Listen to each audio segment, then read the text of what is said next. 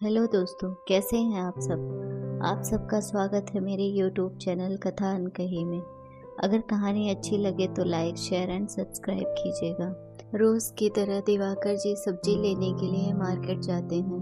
वह दुकान पर सब्जी ले ही रहे होते हैं कि तभी पीछे से एक भिखारी की आवाज़ आती है। बाबा, भगवान के नाम पर कुछ दे दो, मैंने 2 दिनों से कुछ भी नहीं खाया है।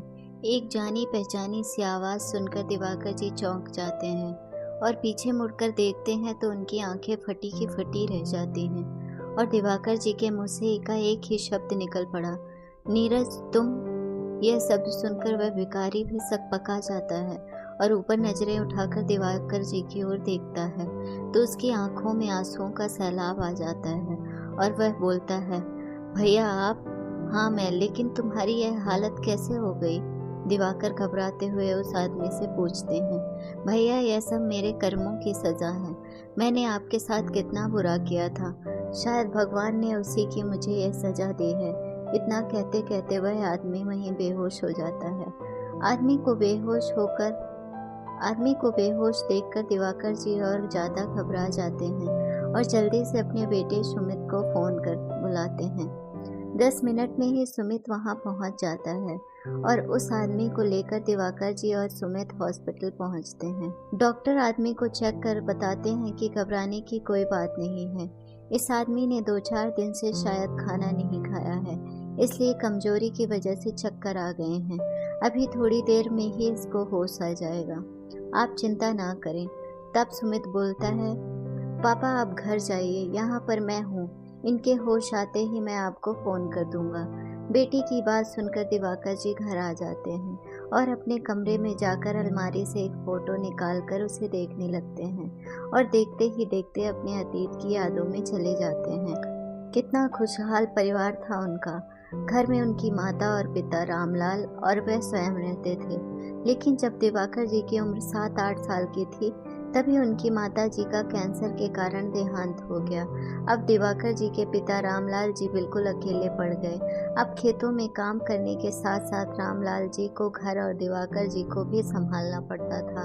धीरे धीरे आस पड़ोस और सगे संबंधियों के कहने पर रामलाल ने दूसरा विवाह कर लिया ताकि दिवाकर को भी मां मिल जाए। रामलाल जी की दूसरी पत्नी शांति देवी भी स्वभाव से बहुत अच्छी थी। वह दिवाकर को अपने सगे बेटे की तरह ही प्यार करती थी। शादी के 2 साल बाद शांति देवी ने एक पुत्र को जन्म दिया जिसका नाम नीरज रखा गया। शांति देवी जी दोनों पुत्रों को एक समान प्यार करती थी। जब नीरज 5 साल का हुआ तो एक बस दुर्घटना में रामलाल जी का देहांत हो गया। अब घर की सारी जिम्मेदारी दिवाकर के कंधों पर आ गई। दिवाकर खुद भी अभी बालक ही था, लेकिन फिर भी उसने हिम्मत नहीं हारी। अपनी माँ और भाई की जिम्मेदारी लेते हुए दिवाकर ने पढ़ाई बीच में ही छोड़ दी और खेतों में मजदूरी कर परिवार का पालन पोषण करने लगा। और जब नीरज स्कूल जाने वाला हुआ तो उसका एडमिशन गांव के एक बहुत अच्छे विद्यालय में करवा दिया।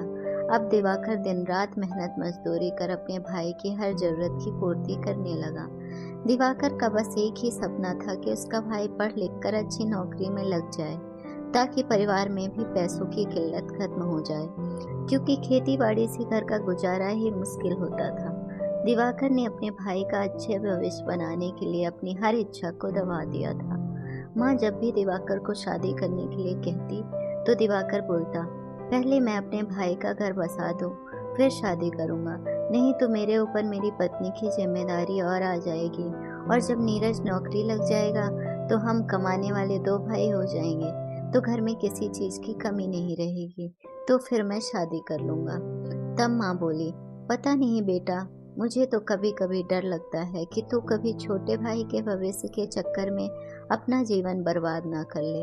अब तेरी उम्र हो गई है शादी की, अब आगे तेरी मर्जी। माँ तू भी ना क्या फालतू की बातें सोचती रहती है। बस एक बार नीरज की अच्छी जॉब लग जाए, फिर मैं सब अच्छा ही अच्छा होगा। दिवाकर जी हंसते हुए बोले। धीरे धीरे समय बीत गया और नीरज की स्कूल की पढ़ाई पूरी हो गई। अब उसे आगे की पढ़ाई जारी रखने के लिए शहर जाना था। इसलिए दिवाकर ने अपने खेत और घर साहूकार के यहाँ गिरवी रखकर और साहूकार से पैसे लेकर नीरज का एडमिशन शहर के एक बहुत अच्छे कॉलेज में करवा दिया और वहीं पास में एक हॉस्टल में उसके रहने और खाने की व्यवस्था कर दी। नीरज अब शहर में रहकर पढ़ने लगा और दिवाकर मजदूरी करके हर महीने नीरज को खर्चे के लिए पैसे भेज देता था। समय अपनी गति से चलता रहा और दिवाकर की मेहनत रंग लाई। नीरज को शहर में एक बहुत बड़ी कंपनी में मैनेजर की पोस्ट मिल गई थी। दिवाकर को जब इसका पता चला तो उसकी खुशी का ठिकाना ही नहीं रहा।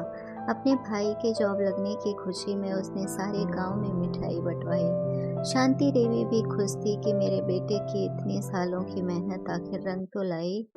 अब तो सब नीरज के गांव आने का इंतजार कर रहे थे, लेकिन 6 महीने बीत गए, नीरज नहीं आया। फोन करते तो यही कहता, मैं बहुत जल्दी लौट कर आऊंगा भैया। इधर गांव में साहूकार रोज दिवाकर के घर आकर धमकी देने लगा कि अगर पैसे नहीं लौटाए तो वह उसके घर और खेतों पर कब्जा कर लेगा। इंतजार करते करते एक दिन दिवाकर ने फिर फोन मिलाया और बोला, अरे नीरज, तुम कब गांव आ रहे हो? और मैं तुम्हारा कब से इंतजार कर रहा हूँ। और साहूकार भी रोज रोज पैसे मांगने आ जाता है। तुम आ जाते तो साहूकार का कर्जा भी चुका देते। देखिए भैया, आप मुझे बार बार यहाँ फोन मत कीजिए। मेरी शादी मेरे कंपनी के मालिक की बेटी से हो गई है और मैंने उनसे आपके और माँ के बारे में कुछ नहीं बताया है।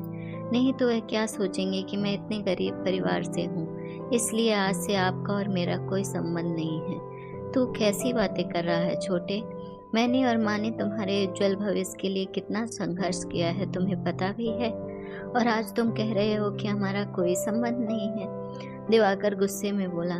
दिवाकर की आवाज़ सुनकर नीरज बोला, तो इसमें कौन सी बड़ी बात है भैया? वह तो हर माँ बाप ही करते हैं, आपने भी वही किया है। और जहाँ तक नौकरी का सवाल है, वह मैं अपनी मेहनत से लगा हूँ, इसलिए आइंदा से यहाँ फ़ोन मत करना। और ना ही आपको कोई भाई है।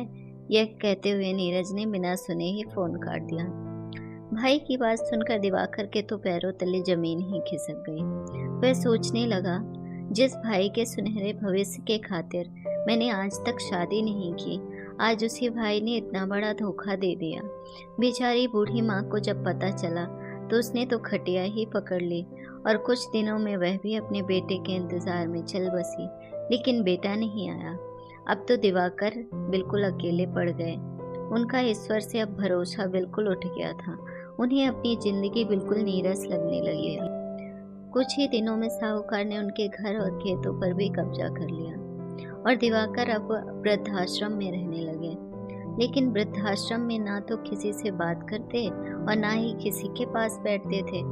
बस दिन भर एकांत में बैठे रहते, ईश्वर को कोसते रहते थे। अब उनका ईश्वर से भरोसा उठ गया था। भाई के धोखे ने उनको अंदर तक झकझोर कर रख दिया था। पर कहते हैं, ईश्वर के घर देर है अंधेर नहीं। उस अनाथ आश्रम का मैनेजर उनको रोज देखता था और एक दिन उनके पास आकर बोला, अंकल जी, आप बुरा न मानो तो मैं आपको पिताजी बोल सकता हूँ और मैं आपको अपने घर ले जाना चाहता हूँ। मैनेजर की आवाज़ सुनकर दिवाकर जी चौंक पड़े और बोले, बेटा, बच्चे तो माँ बाप को बोझ समझकर अनाथ आश्रम छोड़ देते हैं और तुम हो कि मुझे अपने घर ले जाना चाहते हो। तब वह मैनेजर बोला, मैंने अपने माता पिता को बचपन में ही खो दिया था। आज मेरे पास सब कुछ है, लेकिन माता पिता का प्यार नहीं। इस प्यार के लिए हमेशा से मैं तरसा हूँ, लेकिन पता नहीं जब से आपको यहाँ देखा है, मुझे आपके अंदर मेरे पिता की छवि दिखती है। इसलिए मैं चाहता हूँ कि आप हमारे साथ रहें, ताकि मेरे सर पर भी पिता की छाँव रहे और मेरे बेटे को दादाजी का प्यार मिले। आप आज से हमारे घर रहेंगे और मैं कुछ नहीं जानता पिताजी। मैनेजर की बात सुनकर दिवाकर की आंखों में आंसू आ गए और वह मन ही मन सोचने लगे, ईश्वर तेरी लीला भी निराली है। मेरे खुद के भाई ने मुझे पराया कर दिया और यह एक अनजान शख्स मुझे अपना बनाने के लिए चला आया। तभी फोन की घंटी बजी और दिवाकर जी अपने अतीत से वर्तमान में वापस आ गए। फोन उठाया तो बेटे ने कहा, पापा, उस आदमी को होश आ गया है और वह आपसे मिलना चाहता है और वो आपको अपना भाई बता रहे हैं। आप जल्दी से हॉस्पिटल आ जाइए। मेरे तो कुछ समझ में नहीं आ रहा था। यह कहकर बेटे ने फोन काट दिया। थोड़ी देर में दिवाकर जी हॉस्पिटल पहुंचे। दिवाकर जी को देखते ही नीरज दिवाकर के चरणों में गिरकर माफी मांगने लगा।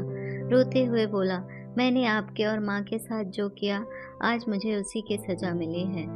मेरे बेटे और बहू ने सब कुछ अपने नाम करवाकर मुझे अपने घर से निकलवा दिया। इससे शायद मेरे बेटे बहू का कोई दोष नहीं है, यह तो मेरे ही कर्मों की सजा है, जिसके कारण मैं आज दर दर की भीख मांगने को मजबूर हो गया हूँ। दिवाकर जी ने नीरज को उठाया और कहा, मुझे खुशी है कि तुम्हें अपनी गलती का एहसास हो गया, लेकिन काश तुम्हें अपनी गलती का एहसास जल्दी हो जाता तो आज माँ को कितनी खुशी होती तुमको देखकर। ईश्वर का न्याय भी निराला है। जब एक परिवार उसने मेरे से छीन लिया तो मुझे दूसरा परिवार दे दिया। देख, यह मेरा बेटा है और यही मेरा परिवार है, जहाँ मुझे इतना मान सम्मान और आदर सत्कार मिला है कि मुझे कभी लगा ही नहीं कि यह मेरा सगा बेटा नहीं है। इतना कहते कहते दिवाकर की आंखों में आंसू आ गए। जिस ईश्वर पर उनका भरोसा उठ गया था, आज उसी ईश्वर पर उनका भरोसा 100 गुना हो गया था। उन्हें पता चल गया था कि ईश्वर हमारे अच्छे और बुरे कर्मों का फल देर सवेर हमें इसी जन्म में देता है। अगर आपको हमारी स्टोरी अच्छी लगी हो तो अपने दोस्तों के साथ भी शेयर कीजिए और कमेंट में ज़रूर बताइए कि कैसी लगी हमारी ये कहानी। और हाँ, चैनल को सब्सक्राइब करना ना भूलें।